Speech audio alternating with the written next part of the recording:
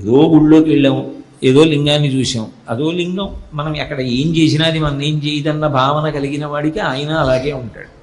కాదు, అది పరమేశ్వరుడే అన్న భావన ఎవరు పొంది నిలబడతారో వాడికి పరమేశ్వరుడిగానే ఉపకారం చేస్తాడు. యద్భావం తద్భవతి. సనాతన ధర్మంలో భగవంతుణ్ణి చేరుకోవడానికి అనేకమైనటువంటి మార్గములను ఈశ్వరుడే ప్రతిపాదన చేశాడు. ఈశ్వరుని యొక్క వాక్యే భగవద్గీత. భగవద్గీత ద్వారా ఆయన భక్తి యోగం, కర్మయోగం, జ్ఞానయోగం, ఇలా ఎన్నో మార్గములను చూపించాడు.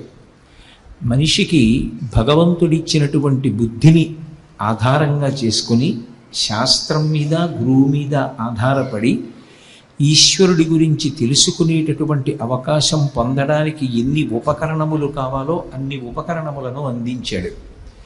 ఇన్ని అందించినప్పటికీ కూడా ఒకవేళ భగవంతుడిచ్చినటువంటి ఇంద్రియముల యొక్క ఉద్ధతికి తాను తట్టుకోలేక, భగవంతుడిచ్చినటువంటి మనసుని నిశ్చలంగా నిలబెట్టడం చేతకాక తాను విషయసుఖముల వైపు ఆకర్షింపబడితే, భగవంతుని యొక్క పథంలో తాను ప్రయాణించలేకపోతే, నేను ఈశ్వరుణ్ణి చేరుకోలేకపోతున్నాను, నా మనసు ఇంద్రియములు నన్ను ఈడ్చేస్తున్నాయి, నేను అన్యమైన మార్గంలో వెళ్ళిపోతున్నాను, నా జన్మ సాఫల్యమును పొందడం లేదు, నా జన్మ నిరర్ధకమైపోతోందనేటటువంటి ఆలోచన కలిగితే, అటువంటి సమయంలో పరివేదన పొందకుండా ఉండడానికి ఈశ్వరుడిచ్చినటువంటి గొప్ప తరుణోపాయం శరణాగతి.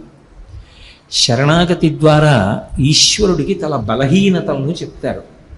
అందుకే శరణాగతి యందు ఏ ఏ కారణముల చేత తాను భగవంతుణ్ణి చేరుకోలేకపోతున్నాడో ఏ దాపరికం లేకుండా చెప్పేసుకుంటారు. అది ఎవరి దగ్గరో కాదు, భగవంతుడి దగ్గరే చెప్తారు. ఒక్కొక్కసారి గురువు దగ్గర చెప్తారు. ఎందుకని అంటే గురువుకి భగవంతుడికి అభేదాన్ని పాటిస్తారు కాబట్టి గురువు గారికి చెప్తారు. చాలా సందర్భాల్లో భగవంతుడితోటే చెప్తారు. ఈశ్వర, మనసు ఇచ్చినది నువ్వు, ఇంద్రియములను ఇచ్చినది నువ్వు, కానీ ఈ మనసు యొక్క వేగానికి, ఈ ఇంద్రియముల యొక్క ధాటికి నేను తట్టుకోలేకపోతున్నాను. వీటిని నిలువరించడం, వీటిని నియమించడం నా వలన కావట్లేదు. దాని వలన ఒక్క అడుగు ముందుకు వేసినట్లు అనిపిస్తుంది, కానీ ఉత్తర క్షణం 10 అడుగులు జారిపోతాను. మరి ఇటువంటి పరిస్థితులలో ఇక నేను సాధన చేయగలనన్న విశ్వాసము నాకు కొరవడిపోయింది. సమయమా తగ్గిపోతోంది.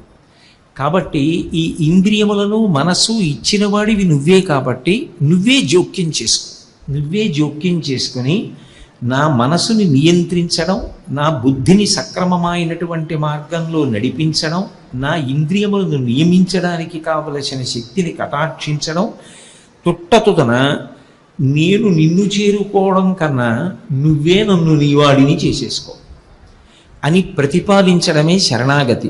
అయితే శరణాగతి యందు ఏ సాధన చేయకుండా ఈ మాట ఏదో బాగుంది కదా, ఇదే చెప్పేస్తే గొడవ వదిలిపోతుందంటే కుదరదు. తాను సాధన చేస్తే కదా అసలు తన వైఫల్యం ఏమిటో తెలిసేది. నా మనసు నా మాట వింటలేదని తెలుసుకోవడమే తన మనసు మీద తాను పొందేటటువంటి మొదటి విజయం.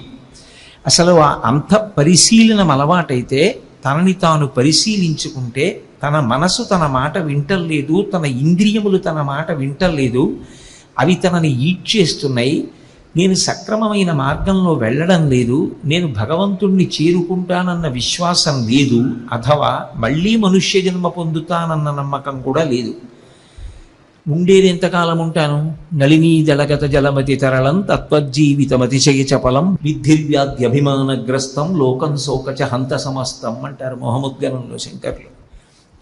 అలా నిత్యమా జీవితము నీటిపై ముగ్గ, చేస్తున్న సాధన లేదు. లేనప్పుడు అసలు ఆ జన్మ ప్రయోజనం ఏమైపోతుంది? అంత సాధన చేసిన తరువాత తన బలహీనతను ఈశ్వరుడితో చెప్తారు.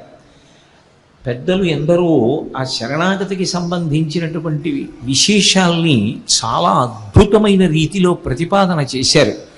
దుర్జటి కాళహస్తీశ్వర శతకంలో కాళహస్తీశ్వరుడితో మాట్లాడుకున్నాడు. అది ఒక లింగం, అది ఒక మూర్తి అని ఆయన భావన చెయ్యలేదు. అది పరమేశ్వరుడు. ముందు అవతల భగవంతుడు ఉన్నాడనేటటువంటి పరిపూర్ణమైన విశ్వాసము కలిగితే శరణాగతి. వాడు ఉన్నాడు అన్న నమ్మకం కలిగితే, వాడు కదా ఈ మనసునిచ్చినవాడు, ఇంద్రియములనిచ్చినవాడు అన్న విశ్వాసము కలిగిన నాడు ఆయనతో మాట్లాడడం జరుగుతుంది.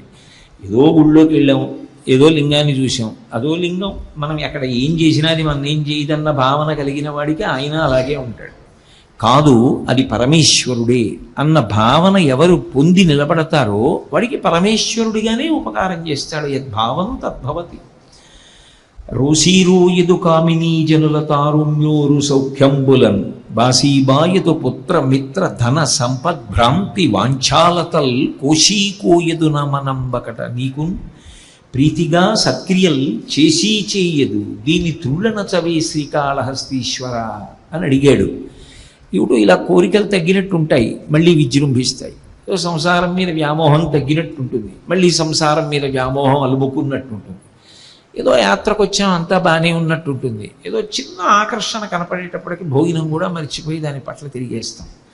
ఏమిటో ఇది, ఈ మాయ అంత చటుక్కుని జారిపోతున్నాం, మమ్మల్ని మేము మూడ్చుకోలేకపోతున్నాం. అటువైపు ఆకర్షణ ఎక్కువ, ఇటువైపు ఆకర్షణ ఎక్కువ అని పరిశీలనం చేయడానికి ఓ 3 రోజులు అటుంచి ఓ 4 గంటలు ఇటు వస్తే, ఇంతకుముందు ఎప్పుడు మాట్లాడని వాడు కూడా దాని గురించి మాట్లాడటం మొదలెడితే ఏది ఎక్కువ ఆకర్షించిందని గుర్తు. అప్పుడు అది ఈశ్వరుడితో చెప్పుకో అన్నారు. ఈశ్వర, నేను ఇలా లాగబడుతున్నాను అని తన బలహీనతని చెప్పుకోవడం శరణాగతి. అందుకని రోసీరో యదు కామినీ జనుల తారుణ్యోరు సౌఖ్యంబులన్ బాసీబాయదు పుత్ర మిత్రధన సంపద్భ్రాంతి వాంఛాలతల్ కోశీకోయదు నామనంబకట నీకున్ ప్రీతిగా సత్క్రియల్ చేసి చేయదు దీని త్రుళ్ళన చవే శ్రీకాళహస్తీశ్వర అంటాడు తుర్జటి. అది నిజాయితీతో కూడుకున్నటువంటి భక్తి. ఆ భక్తిలో అసలు ఈశ్వరుడు ఉన్నాడనేటటువంటి పరిపూర్ణమైనటువంటి విశ్వాసంతో నిలబడతాడు. నేను ఈశ్వరుడితో మాట్లాడుతున్నాను. అటువంటి శరణాగతి విషయానికి పట్టాభిషేకం చేసినటువంటి పరమాద్భుతమైనటువంటి ఘట్టం గజేంద్రమోక్షణ ఘట్టం. మళ్ళీ వ్యాసకృతమైనటువంటి గజేంద్రమోక్షణ ఘట్టంలో వ్యాసుల వారు కొంత పరిమితిని పాటిస్తే పోతన గారి చేతిలో 2 శ్లోకాలు 15 పద్యాలుగా మారిపోయాయి. ఆయనది స్వేచ్ఛానువాదం కనుక పరమాద్భుతమైనటువంటి రీతిలో నడిచింది గజేంద్రమోక్షణ ఘట్టం. విశేషించి గజేంద్రమోక్షణ ఘట్టం ద్వారా సాధకుడికి అనేకమైనటువంటి విశేషములు తెలుస్తాయి. జాగ్రత్తగా గజేంద్రమోక్షణ ఘట్టాన్ని పరిశీలనం చేస్తే తాను ఏ విషయంలో జాగ్రత్తగా ఉండాలో, ఏ విషయంలో పరాకుగా ఉండాలో, ఎక్కడ జారిపోకుండా ఉండాలో, ఎక్కడ ఊంచుకోవాలో బాగా అర్థం అవుతుంది. అందుకే అది గజేంద్రమోక్షణము అని పిలవడానికి కారణం ఏమిటంటే, మీరు ఆలోచించండి, వ్యాసుల వారు ఒక ఏనుగు కథ చెప్పడానికి ఆయన ఏమన్నా చందమామ చిన్నపిల్లల కథల రచయిత కాదు. ఆయన సాక్షాత్ నారాయణుడు. ఆయన నిజానికి అలా చెప్తున్నారు అంటే గజ, కొంచెం అక్షరాలు మార్చండి, జగ. ఇది ఒక ఏనుగు కథ కాదు. తరచి చూస్తే, బాగా వివేచన చేస్తే ఇది అందరి కథ. ఏ స్థాయిలో ఉన్నవాడైనా తన ఉపాసనలో వచ్చేటటువంటి వైక్లభ్యములను దిద్దుకోవడానికి అవసరమైనటువంటి సమస్త విషయములను ప్రతిపాదించగలిగినటువంటి తత్వ సమాహార స్వరూపమైనటువంటి కథ. అందుకని ఆయన ప్రతిపాదన చేస్తున్నారు. కానీ ఎప్పుడైనా శిష్యుడు ఆర్తితో మంచి ప్రశ్న వేస్తే గురువు పరమ సంతోషంగా దాని గురించి జవాబు చెప్తాడు. అసలు గురువుగారు మధ్య మధ్యలో శిష్యుని యొక్క ఆర్తిని పరిశీలించడానికి ఏదో లఘువుగా పరమ సంక్షిప్తంగా ఒక విషయాన్ని ప్రతిపాదించారనుకోండి, మయ పోన్లే ఓ వటం అయిపోయింది, ఎక్కడతో గొడవ వదిలిపోయిందని చెప్పి శిష్యుడు కూడా అలానే తల ఊపించాడు అనుకోండి, గురువు గారికి దాని మీద శ్రద్ధగా చెప్పవలసిన అవసరం లేదు.